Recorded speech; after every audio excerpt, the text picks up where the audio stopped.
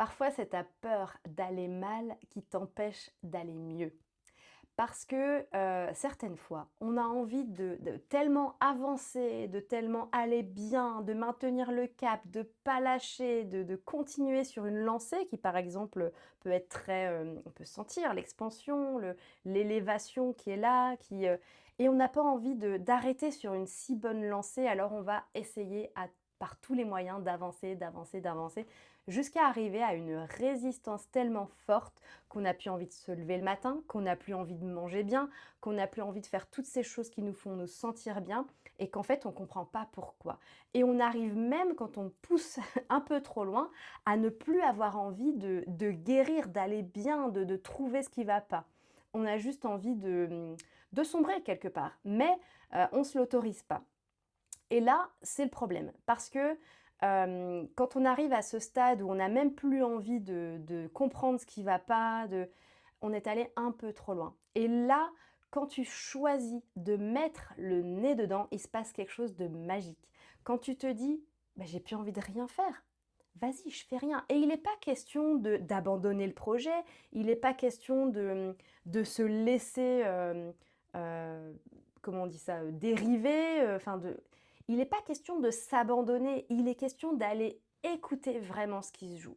Et quand, à cet endroit-là, tu plonges, tu t'autorises à plonger dans l'émotion, donc vas-y, mets le paquet, va t'acheter cette malbouffe, cale-toi devant une série, ferme tes volets, isole-toi, plonge dans ton truc.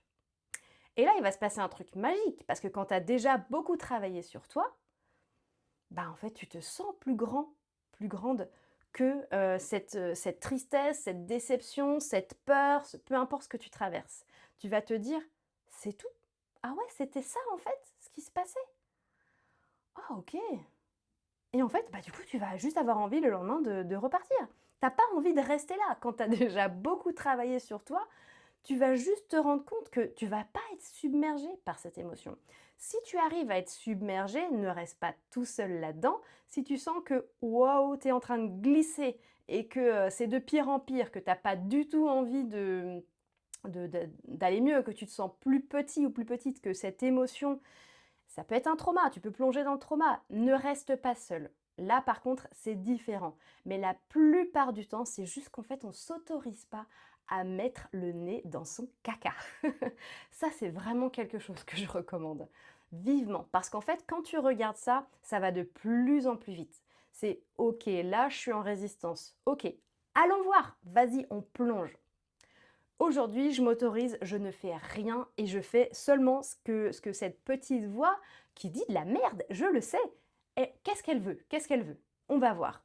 Et quand il va, en fait, c'est une petite voix, c'est pas une grande voix, c'est pas la plus grande voix. Quand tu as déjà tellement avancé, c'est pas la voix qui est principale. Et quand tu l'écoutes, c'est tout. C'est tout ce que tu voulais. T'avais besoin de te reposer, t'avais besoin bah ouais, d'embrasser cette peur. C'est ça la peur. Mais je suis vachement plus grande que cette peur. Et le lendemain, t'es reparti. Donc autorisez-vous à plonger en fait, à plonger dans ces émotions qui sont là pour vous donner un message. Parce que tant que vous ne les regardez pas, vous n'arriverez pas à avancer. Et des fois, c'est ce qu'il vous faut avant de faire ce saut quantique justement. Ça va être prépare-toi. Et ça pourrait être une petite voix qui te dit ça plus tôt. Prépare-toi parce que là où on va, bah c'est plus le même rythme, c'est plus les mêmes responsabilités, c'est plus ok. Donc prépare-toi. Ok, bah du coup si tu fais cette préparation et que tu t'autorises à te reposer, c'est comme quand tu vas faire un marathon. La veille, tu fais pas un marathon. Bah c'est pareil.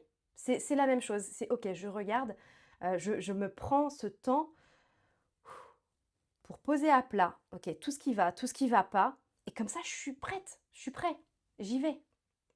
Donc parfois, s'autoriser à juste ne pas aller bien, un petit temps, ça va pas durer si longtemps. Au début, peut-être ça va durer 3 jours. Parce que, bah ouais, il va te falloir le temps de ne pas résister, en fait, de plonger vraiment dedans, de comprendre qu'est-ce qui se joue. Mais au bout d'un moment, ça sera super rapide. Une demi-journée, parfois 1 heure, c'est torché. Tu plonges dedans, ah ouais, c'est tout. Bon bah let's go. Let's go. En 1 heure, ça peut être fait. C'est, juste parce qu'il fallait lui donner un peu d'attention. C'est une petite voix qui te dit, «Attention, j'ai peur, protège-toi, fais ceci, fais cela, fais pas ça». C'est tout en fait et tant que vous l'écoutez pas, c'est quand même quelque chose de c'est une petite voix mais qui a un message important quand même, qui a envie de vous protéger, quelque chose de qui bien sûr, a intégré dans le passé quand, tu as essayé de, je sais pas, de faire quelque chose de grand, d'être visible, de te lâcher, d'aller vers l'expansion, bah, ça s'est pas bien passé. Donc en fait, c'est ça. Et là, il va s'agir de, bah ouais, je plonge dedans et ça va me dire, ça va me parler du passé, mais en fait, je suis plus dans le passé. Mais en fait, j'avais cette peur, mais en fait, c'est plus la même situation. C'est tout ce qui va se jouer en fait. C'est, je plonge dedans et en fait, je me rends compte que, bah ouais, la peur, c'est la peur d'un enfant de 4 ans. Et quand on a 42, bah, c'est plus la même chose. C'est ok, c'est tout en fait. Et du coup, la voix du passé, elle se transforme et c'est terminé.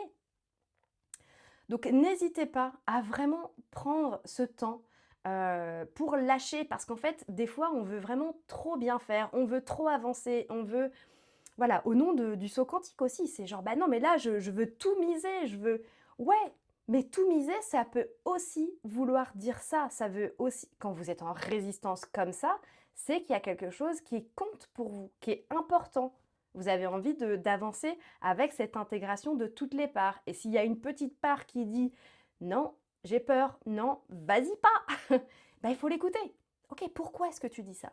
Et quand vous y allez, bah, vous comprenez. Et vous la rassurez, cette voix. Non, mais en fait, t'inquiète. Ok, t'as peur de ça, ok, machin, mais c'est bon, je gère. Je vais prendre en considération ce petit aspect que tu amènes. Et c'est tout. Et après, bah, le lendemain, c'est parti. Ou l'heure qui suit.